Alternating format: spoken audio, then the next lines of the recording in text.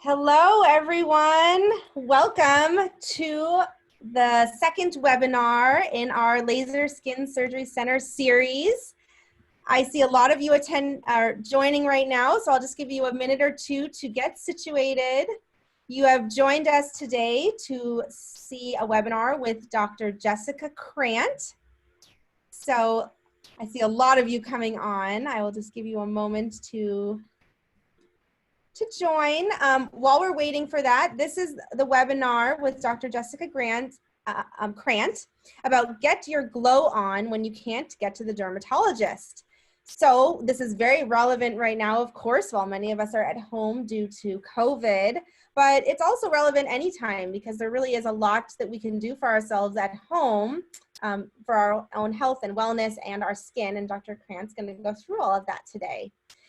So a couple little things for you to know. On the screen at the bottom, there is a little button that says Q&A. That is where you can submit any questions that you might have for Dr. Krant. You can do so now or while she's presenting. And at the end, she will try and get through as many as she can. So everyone, that should be on the bottom of your screen. And there's also a chat feature. If you, for some reason, have a question for me or need to ask something, you're welcome to use that. But ideally, the questions that you have for Dr. Krant, you can use the Q&A. So this is being recorded. If you miss anything, you can always watch it later. It is also streaming live on Facebook. So for those of you on Facebook, welcome. For those of you on Facebook, if you do want to ask a question, you have to hop onto Zoom so we can monitor them. But otherwise, I think it looks like most people have gotten settled. So before we get started, let me formally introduce you to Dr. Jessica Krant. She is a board-certified dermatologist. She was trained at the best of the best at Harvard and Columbia. Doesn't really get much better than that. She has more than 20 years of experience as a practicing dermatologist. And she is very experienced with everything from medical dermatology like acne and eczema to cosmetic dermatology like Botox, fillers, lasers, body sculpting. She's even a fellowship trained Mohs surgeon. But today, she is going to speak about how nutrition and simple lifestyle choices can really directly impact your skin health, and some skin do's and don'ts and some of her best kept secrets. So I'm very excited, and I'm sure the rest of you are as well. One more little tidbit about Dr. Krant is that she has been awarded top doctor by New York Magazine and Castle Connolly every single year since 2014. So I know she won't say these things herself, so I can brag a little bit beforehand. And otherwise, I would like to introduce you to Dr. Krant. Hi, everybody. Thanks for coming. I'm really honored and flattered that you would take this time today to join us. Let me go ahead and try to share my screen. Oh, before I do, I just wanted to say also, in case people are not finding the Q&A or the chat box, you can just hover your cursor over the window and it should pop up if you can't see it otherwise. How's that looking? That looks great. That looks perfect. All right. Okay. So welcome everybody to how to get your glow on. As Risa said, you know, with the pandemic and the shutdowns and everybody home for the past few months, it really became important for my patients and for all of us to get some tips and tricks that we could do to manage our health and our skin at home when we weren't able to get into the dermatology office. The Laser and Skin Surgery Center has reopened and we are scheduling appointments now, but some patients still have not been able to, you know, come back to town, or they aren't ready to go to a doctor's office yet. So as Risa said, I am presenting just a bit of an overview of some interesting tidbits that I wanted to share with you today, both for when you really can't get to the dermatologist and you need to have some ways of managing some skin conditions, but also in between your actual dermatology visits, because we want you to come to us with the best skin possible, and then we can do even more for you. So here's how to get your glow on when you can't get to the derm. what we're going to cover is just a few minutes of basics, and then I'm going to take your Q&As at the end. And I realize that I think some of you may come with Q&As about your individual skin issues and what you can specifically do, which I'm happy to try to answer later. I wanted to talk to you about what you can do in general with your lifestyle choices and how you live that will optimize your skin without you having to even think separately about it. So we're going to talk about how lifestyle choices affect our skin, and by the way, also our overall health and our immune system, which is relevant for how we're going to manage ourselves in this COVID era, and how these lifestyle choices specifically impact on a few common skin conditions that most of you are probably trying to deal with in some way or another right now, and also how these lifestyle choices impact aging and anti-aging. But first, who am I? Because I think some of you may be my patients, some of you may be my mom and dad, but some of you might not know me at all. So Risa did introduce me a little bit. Some of the things she said are in the top section here. I am a board certified dermatologist, and I went to Harvard and Columbia for my education and training. And I'm an assistant clinical professor at SUNY Downstate Medical Center in Brooklyn. I am also a delegate to the American Medical Association representing dermatologic surgeons from all over the country. And I serve on the executive committee of the board of the New York County Medical Society for Manhattan. I am a member of the Medical Advisory Board of Consumer Reports. And that was a really proud moment for me to be asked to join, because they only want to work with doctors that have no conflicts and have, good reputations among their peers. And finally, Risa did say, I'm proud to have been named as a top doctor in these revered publications for many years. But in the past couple of years, I've actually expanded my interests and my knowledge base, because I felt like I was really enjoying being a dermatologist and knowing about skin disease, skin health, and having a lot of fun with all of the devices and procedures we can do to keep us looking younger. But I wanted to be able to offer more of a holistic approach. And I started investigating different fields of medicine that would bring me more knowledge about how the whole body works together. And I found lifestyle medicine, which is a field in which we talk about how all different aspects of lifestyle optimize our health and may be able to reverse chronic disease, prevent disease, get us off medications, and overall make us feel great and look great. Through that training, when I became board certified with them, I also got asked then to serve on the medical advisory board of Plant Powered Metro New York, which is a whole food plant-based organization that teaches people how to optimize the power of plants in their diet. And you'll see why that is a factor. So telling you more about lifestyle medicine is that lifestyle medicine is based on 6 pillars of health.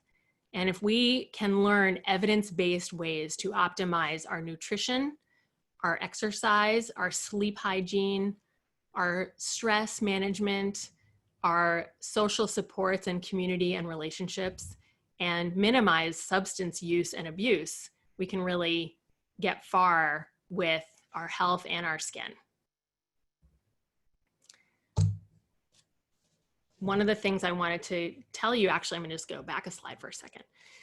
I'm going to talk a little bit more about nutrition in the next few slides, but I wanted to say, for example, research shows that exercising 3 hours a week actually can improve our skin quality to the point where we may look up to 20 years younger. So the sooner we start that exercise, the more time our skin has to recover and get younger and younger looking. Meditation, research now shows, actually turns on anti-aging genes. And other research has shown that social supports, getting out into nature, and even having pets reduce stress, which also in turn makes us look younger and feel healthier. So specifically talking about a couple of the most common skin conditions, lifestyle choices like nutrition, sleep quality, and exercise have direct impacts on acne, rosacea, psoriasis, even hidradenitis suppurativa, and some other really difficult and stubborn skin conditions. A 2005 study run by Harvard, the Harvard Nurses Health Study, actually showed that dairy had a direct impact on acne. And they did further research that showed that dairy impacts skin in at least 3 different ways. One, it increases IGF-1, which is an inflammatory molecule that increases oil production in our skin. A second way is that the hormones in dairy actually may convert to dihydrotestosterone, which some of you may be familiar with as the hormone that creates hair loss in male pattern baldness, but also may be a trigger for acne. Third, it turns out that the actual proteins in dairy, including casein, can directly cause inflammation and trigger acne. Finally, there's often fat in dairy, and that dairy fat and other fat in the diet, it turns out, may be a direct trigger for acne. Now, that is because fat, it turns out, is inflammatory. So now research also shows that excessive fats or oils in the diet can directly trigger acne. And cutting out fats and oils and having a low-fat diet may be effective in clearing up acne. As far as, one other dairy protein I wanted to mention is whey, because whey protein is the protein that is found commonly in protein shakes and protein bars. And it's marketed as a very healthy food. But actually, people who consume excessive whey in order to be healthy or bulk up at the gym often break out with a lot of acne. And when we take the whey out of their diet, the skin clears up. Rosacea, similarly, has been linked to diet. And it turns out that when we have GI dysregulation or GI inflammation, especially with H. pylori, it can flare rosacea. So I have taken to asking my rosacea patients lately if they have any GI issues. And I'm just shocked that so commonly they say, well, actually, yes. And they tell me the story of the GI issues and the digestion issues they've been having. We have a conversation about that, and it actually helps their skin start to get better.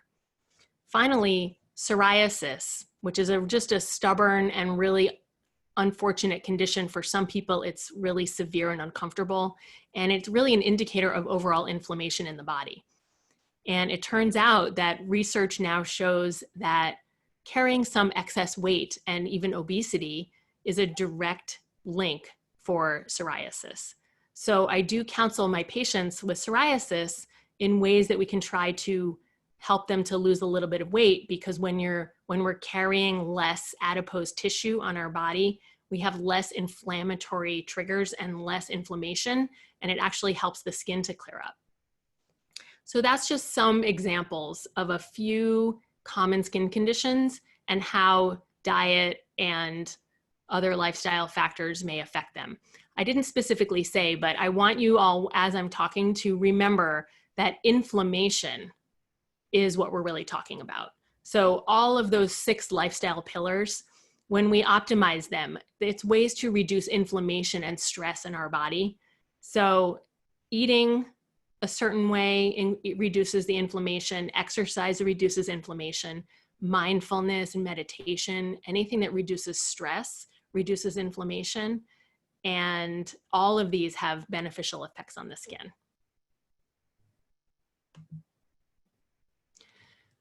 But I'm not just a dermatologist, I'm also a doctor in general. And I wanted to just make sure I highlight the fact that when we optimize these lifestyle factors, it has been shown to improve gut health and actually balance the gut microbiome, which you've probably all heard about by now. Balancing the gut microbiome has direct impacts on many other aspects of our health, including brain health and reduction of depression and anxiety, and reduction of dementia. And the gut and the brain have a connection that we now call the gut-brain axis. And it turns out there's a gut-brain-skin axis, because when we balance our GI tract and our gut health, our skin also clears up, which is, I directly mentioned with rosacea, but it's true with all skin diseases. It turns out that optimizing the gut health also impacts bone health. Overall lifestyle management improves heart disease and reduces heart disease, reduces and reverses atherosclerosis, which was shown by Dr. Ornish first, Dr. Dean Ornish. He was the first person to show that optimizing the diet and lifestyle factors can actually reverse atherosclerosis in the heart arteries. And finally, diabetes. Diabetes is a chronic lifestyle condition if we're talking about type 2 diabetes. And the reason that I wanted to bring it up separately is that the way our exercise and our diet directly impacts diabetes, now to the point where we can almost say that we know of a cure for, oh my goodness, I'm getting a phone call. So sorry, everybody. This is my little 6-year-old niece trying to FaceTime me from California. Apologies. I hope she doesn't call back. Okay. So diabetes, it turns out, is not caused by eating excess sugar or excess flour, believe it or not. Research now shows that it's consuming, this is going to be a little bit of a shock. It was a huge shock to me when I learned it. And we can talk more about it in the future, maybe on another webinar, but diabetes is caused by eating animal products with animal fats and saturated fats, which go into our cells and clog up the mechanism of how our cells work and create insulin resistance. And the reason I'm mentioning this is that insulin resistance and diabetes directly impact the skin. Insulin resistance is associated with polycystic ovarian syndrome, and acne may be also related to acanthosis nigricans and other skin conditions. So it's just amazing to me how all of these things are intertwined. And this is what, I'm talking about. This is one of my favorite cartoons, because this shows that what we're talking about is not only the genes that we're born with. This is a man with his own set of genes that he was born with. They're right in the center. But we're talking about how lifestyle choices impact our health. If this same man born with these same genes exercises, gets out into nature, eats a very healthy vegetable and fruit and whole grain based diet, and has, a good social life, he will look like the guy on the left.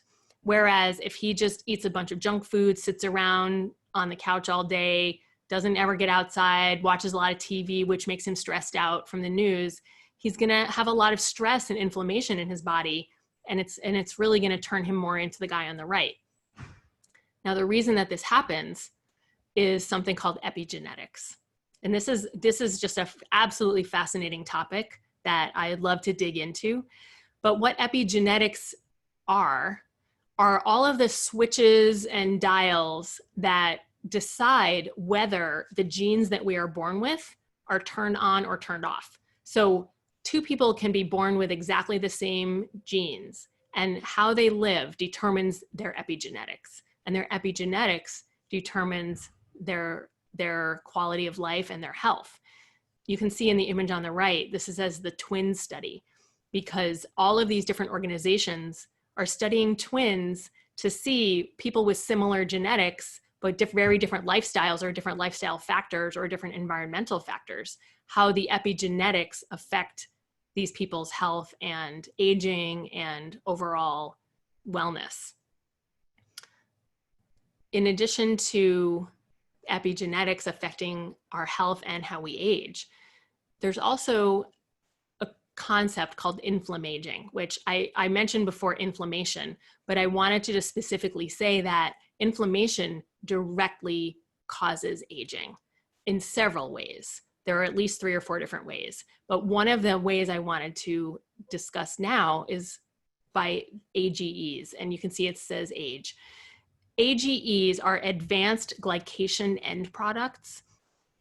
And AGEs are the result of what happens when you take in sugar in your body and create inflammation. You get advanced glycation end products, which actually directly impact your DNA and cause damage to the DNA, which helps your cells age faster and reduces their resilience and causes other findings that we now know, such as shrinking telomeres.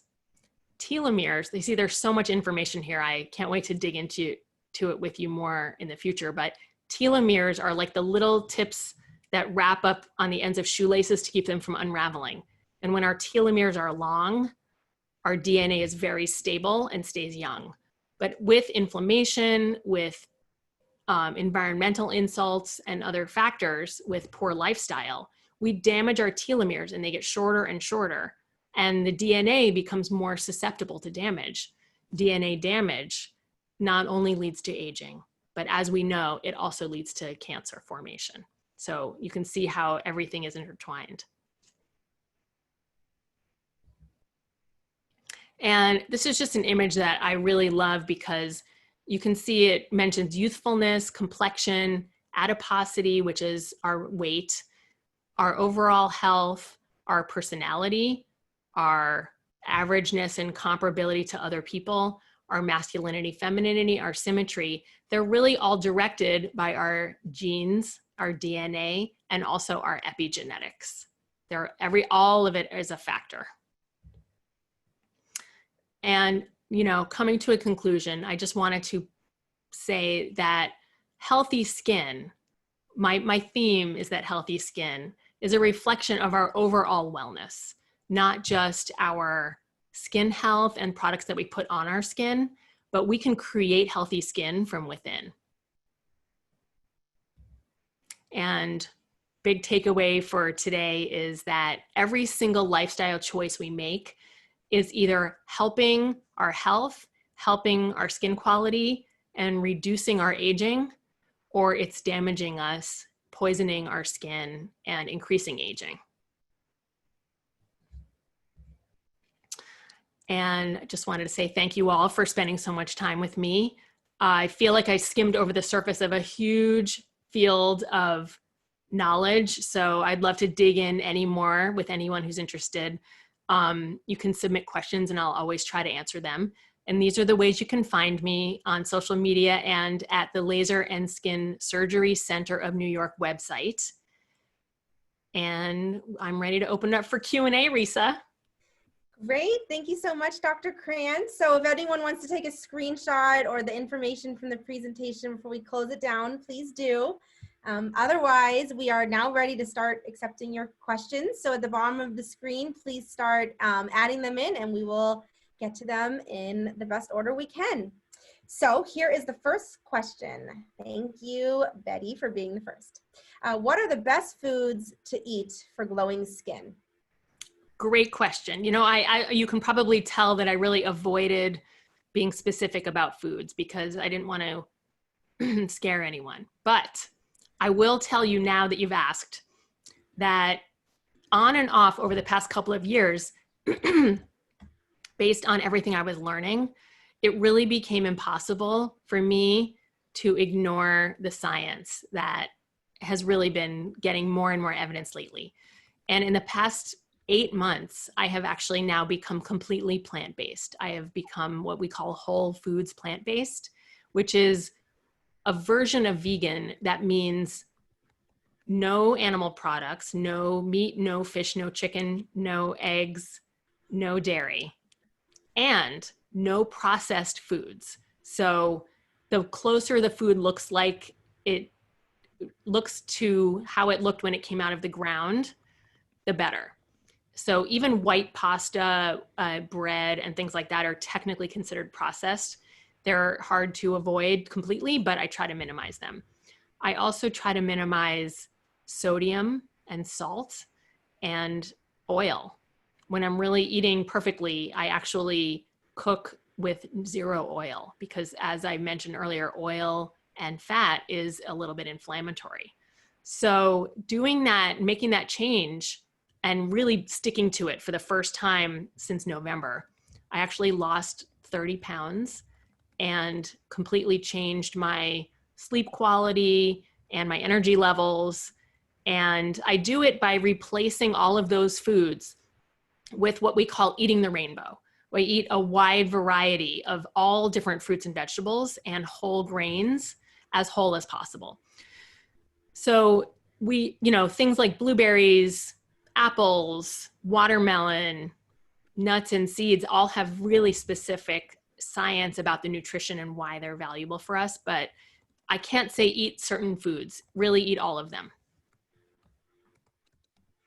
Okay, great. Thank you. Very interesting. All right, here's another one from Elizabeth. If someone has no GI issues, is there a correlation between dairy and rosacea? Dairy is inflammatory no matter what. So, of course, everybody's different genetically and different in terms of health and other lifestyle factors. Some people tolerate dairy and digest it very well.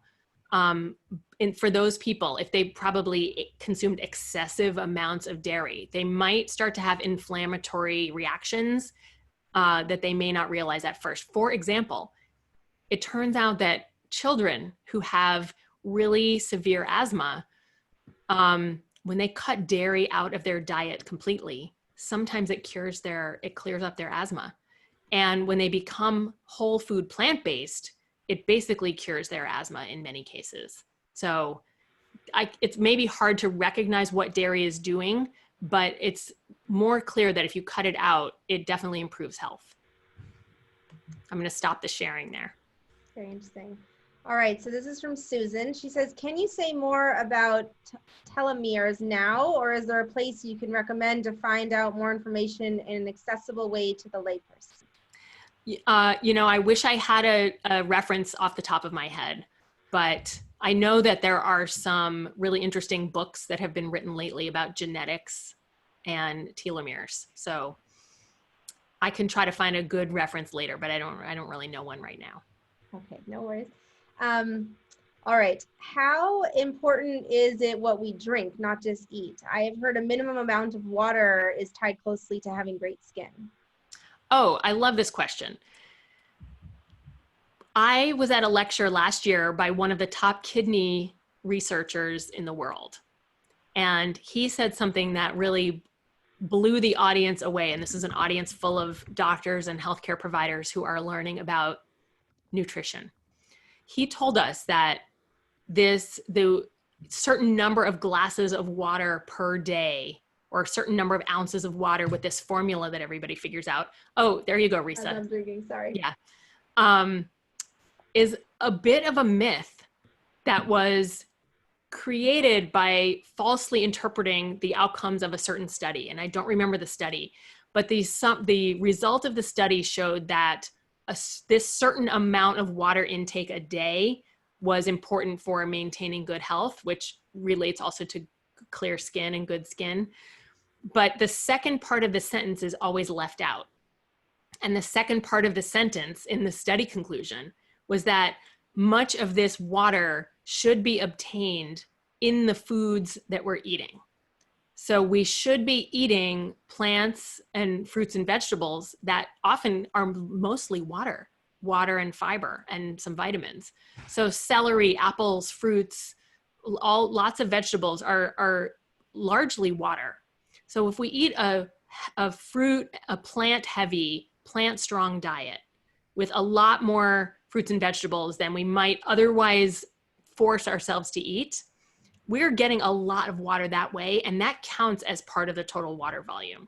So I walked out of that lecture really kind of tossing away the myth of having to just kill ourselves by drinking so much water. If I'm eating a plant-based diet and drinking enough water when I'm thirsty, he said that that's enough, that your kidneys are smart enough to regulate your body's water balance. That's so interesting. Isn't that fascinating? That and the diabetes is not caused by eating too much sugar are two of the most mind-blowing things that I've learned. Wow. Okay, here's another great question. This one from Mel P. Are there any skin products that you recommend us to stay away from?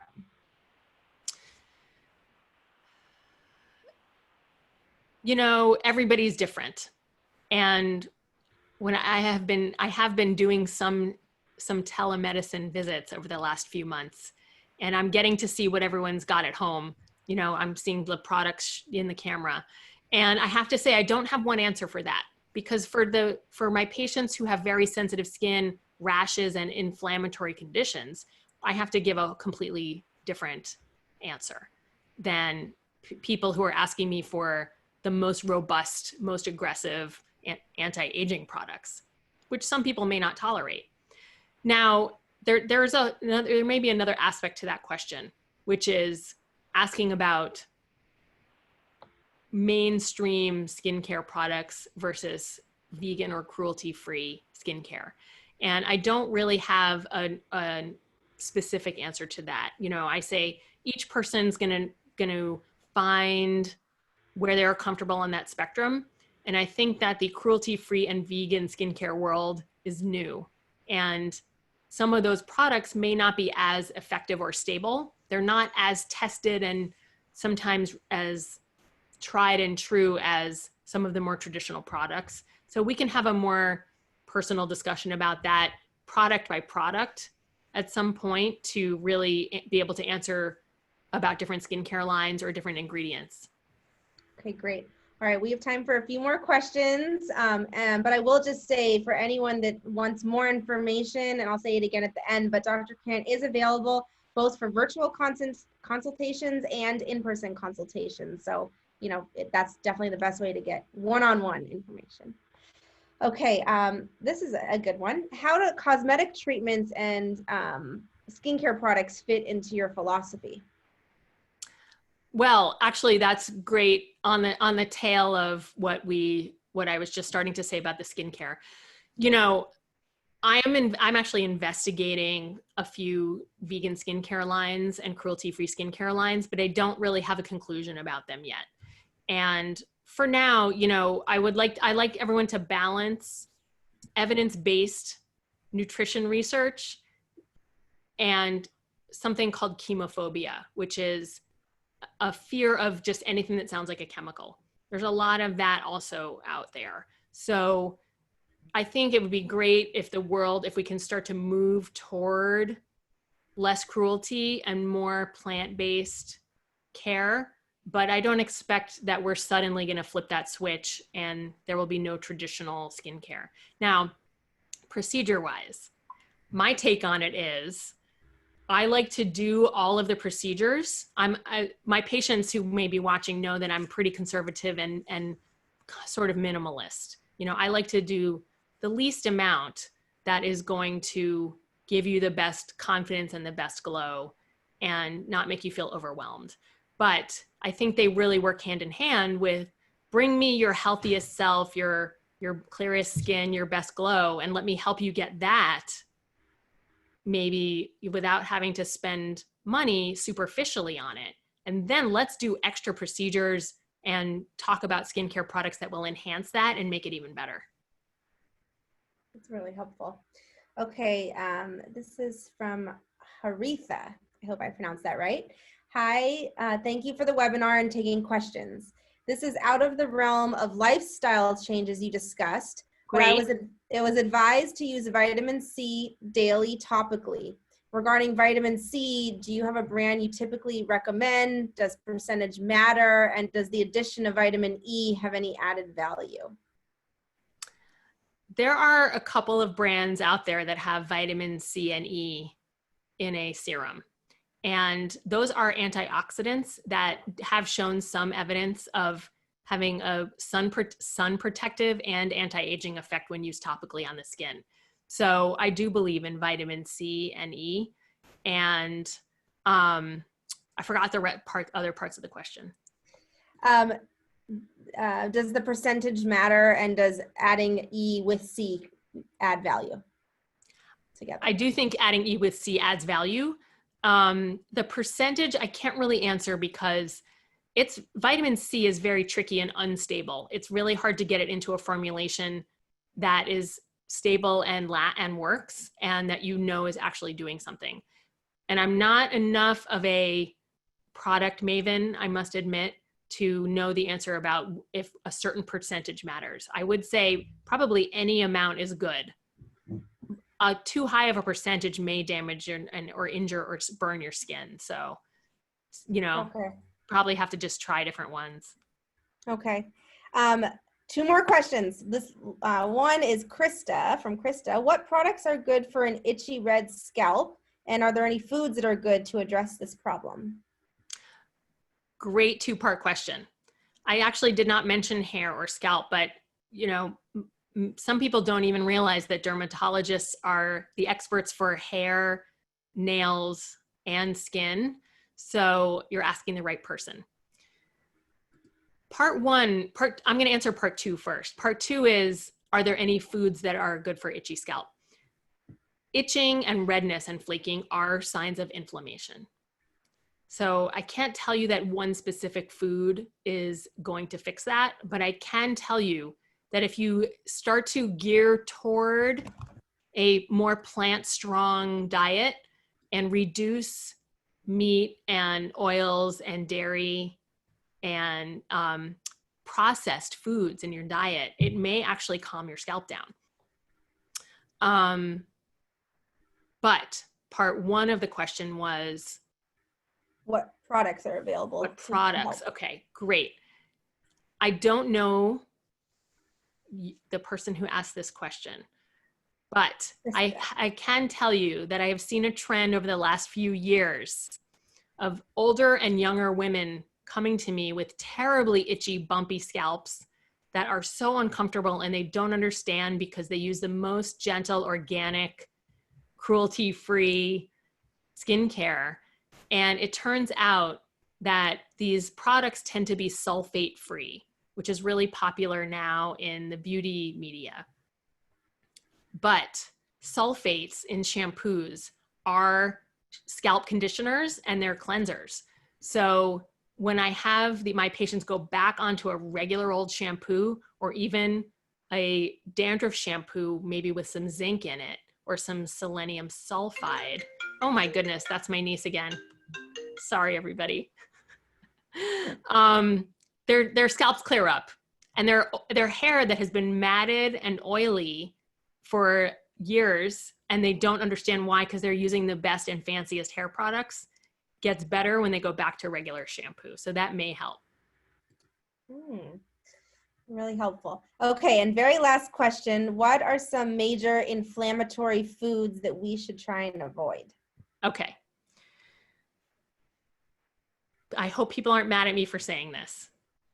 I would say the number 1 and 2 most inflammatory foods are dairy, which includes yogurt. So if you want to be absolutely, totally serious about it, no yogurt and no milk or cream in your coffee. And I can answer more about that, separately. And red meat. Actually, I'm sorry, even more than red meat, processed meat. So sausage, ham, any pepperoni, anything that's processed like that. Dairy and processed meat. Red meat is up there, and oils and animal fats. So dairy, animal fat and oil, and red meat. Okay. All right. So interesting. Well, for those of you that we couldn't get to your questions, we encourage you can ask Dr. Krant on Instagram, which she provided her handle, or you can come see her in the office or do a virtual consultation. But otherwise, I really thank everyone for tuning in. I hope you found this educational and helpful. I know myself, I'm a little embarrassed by what now is in my refrigerator after hearing all of this. I know, isn't it terrible? I really, it was a big awakening for me. If you don't mind, Risa, I want to say one more thing. Sure. I would love for everybody to ask me questions on social media. I'm very strict and cautious about not answering personal medical questions on social media. we're really not allowed to do that for HIPAA and privacy violation reasons. But I'm happy to answer general kind of nutrition and skincare questions. So please understand if you try to message me and ask me something about your own medical situation, that I just may not be able to respond, only for that reason. Perfect. Love it. Okay, great. So anyways, yes, I know my own daughter has some eczema, so I'm definitely going to try a little bit of this on my own. And I really appreciate your time, and I hope everyone else found this useful. And, you know, thank you so much for taking a little bit of time out at the end of your Tuesday or whatever time it is, wherever in the world you are.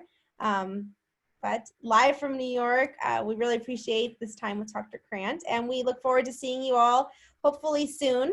When I close down the webinar, you're going to get a little survey. Since this is new for us, we would love any feedback you might have, what we can do to make it better for next time. And of course, giving Dr. Krant 5 stars. Anyways, so thank you so much, everyone. Have a great rest of your evening, and we'll see you soon. Bye.